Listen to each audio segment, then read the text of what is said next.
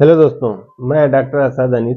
आज हम लोग बात करेंगे हैलिटोसिस की, बैड ब्रीथ की, यानी मुंह से बदबू आने के क्या कारण होते हैं और इससे किस तरीके से एक इंसान की शख्सियत प्रभावित होती है, एक इंसान की पर्सनालिटी किस तरीके से इससे प्रभावित होती है। जब किसी इंसान के मुंह से बदबू आती है, चाहे वो मर्द हो, औरत हो, बच्चा हो, कोई भी हो, अगर उसके मुंह से बदबू आती है तो कॉन्फिडेंस लूज होता है, उसकी पर्सनालिटी प्रभावित होती है और इस तरीके से वो अपनी बातों को हर जगह रख नहीं पाता। ये दोस्तों के बीच में, अपनी फैमिली के बीच में या और भी रिश्तेदारों के बीच में बात करने से वो हिचकिचाता है, कतराता है इस बीमारी की वजह से। इसकी वजह से उसका कॉन्फिडेंस भी लूज होता है और वो एक इंफीरियरिटी कम्प्लेक्स का शिकार हो जाता है, डिप्रेशन या एंजाइटी में भी जा सकता है। हैलिटोसिस के कारण बहुत होते हैं। एक तो मुंह में बीमारी की वजह से या खान पान की वजह से या जिस्म की और कोई बीमारी की वजह से, जैसे कि लीवर या किडनी या पेट की बीमारी की वजह से मुंह में बदबू आ सकती है। आज इसी सब कारणों के बारे में, जो भी हैलिटोसिस की वजह, बैड ब्रीथ की जो वजह है, इसी पे आज हम चर्चा करेंगे इस वीडियो में। जो लोग चैनल पे नए हैं प्लीज वो लोग चैनल को सब्सक्राइब कर दें, ताकि जो भी डेंटल से रिलेटेड रिसर्च है, अपडेट है, एडवांसमेंट है, वो आपको मिल जाए। चलिए शुरू करते हैं।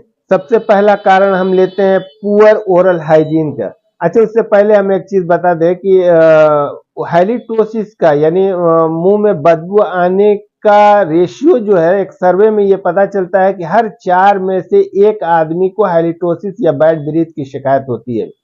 लेकिन अगर देखा जाए तो करीब हर इंसान अपनी लाइफ टाइम में कभी न कभी हैलिटोसिस शिकायत किया है, चाहे वो खान पान की वजह से, चाहे और कोई वजह से। तो सबसे पहले कारण हम लेते हैं पुअर ओरल हाइजीन को, यानी मुंह की गंदगी की वजह से। मुंह में जब गंदगी होगी तो उसकी वजह से बैक्टीरियल ग्रोथ मुंह के अंदर ज्यादा होगा। मुंह के अंदर बैक्टीरियल ग्रोथ ज्यादा होगा तो फिर मुंह से बदबू आएगी। खाने पीने की चीजें जो मुंह के अंदर चिपकी रहेंगी, अगर उसकी सफाई नहीं की गई तो उनको, उनकी वजह से भी वहां पे सड़ने की वजह से, उनको खराब होने की वजह से बदबू आएगी, मुंह से हैलिटोसिस की शिकायत होगी। तो ऐसे मरीज को चाहिए कि अपने मुंह को अच्छी तरीके से वॉश करें, सुबह और शाम जरूर ब्रश करें, हर खाने के बाद डेंटल फ्लॉस का इस्तेमाल करें। खाने पीने की चीजें दांत के बीच से जो भी अगर चिपकी हुई है, लगी हुई है, तो उसको साफ करें, अच्छी तरीके से कुल्ला करें। अच्छे माउथ वॉश का इस्तेमाल करें। ऐसे मरीज को चाहिए कि डेंटिस्ट से संपर्क करे और उसकी जो गंदगी है उसको, उसकी सफाई कराए, उसको दूर कराए।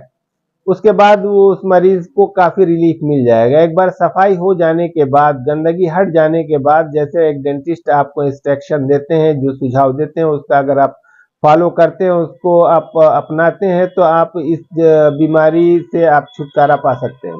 दूसरी चीज है तंबाकू के इस्तेमाल से। जो लोग गुटखा, खैनी, पान या सिगरेट के आदी होते हैं, उन लोगों के मुंह से भी बदबू आती रहती है।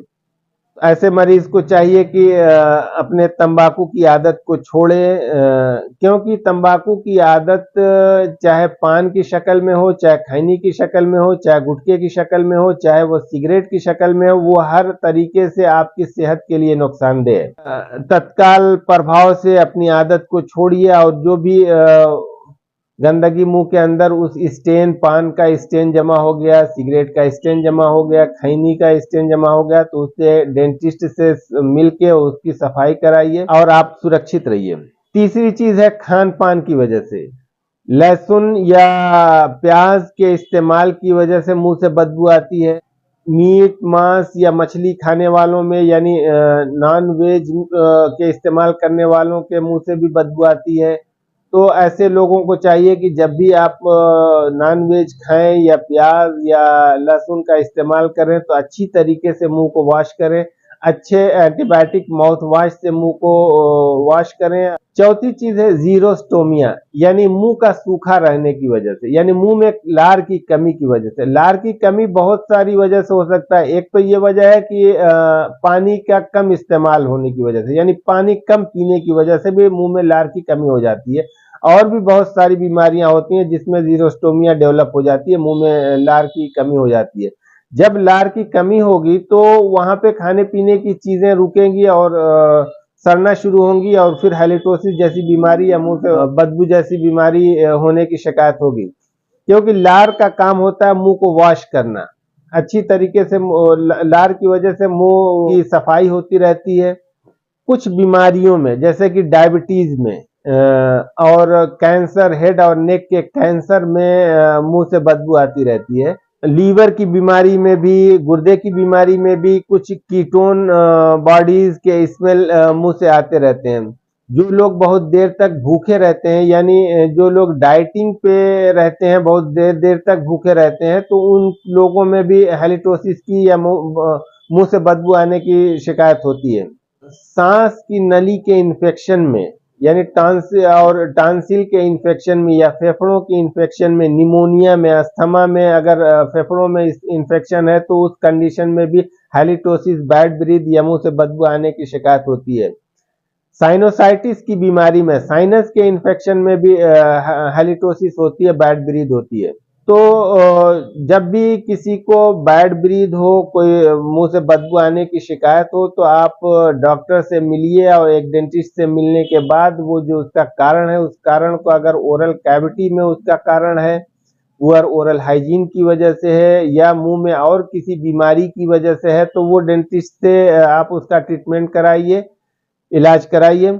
अगर मुंह के अंदर नहीं उसका कोई कारण है, यानी ओरल कैविटी में हैलिटोसिस का कारण नहीं है, कोई और बीमारी है, लंग की बीमारी की वजह से है, लीवर की बीमारी की वजह से है, किडनी की बीमारी की वजह से है, पेट की बीमारी की वजह से पेट की बीमारी में भी हैलिटोसिस होती है, मुंह से बदबू आती है, बैड ब्रीथ होती है। पेट में तेजाबियत होने की वजह से भी मुंह से बदबू आती है, यानी बार बार रिफ्लेक्स आना, पेट का पानी मुंह में आने की वजह से भी मुंह से बदबू आती रहती है।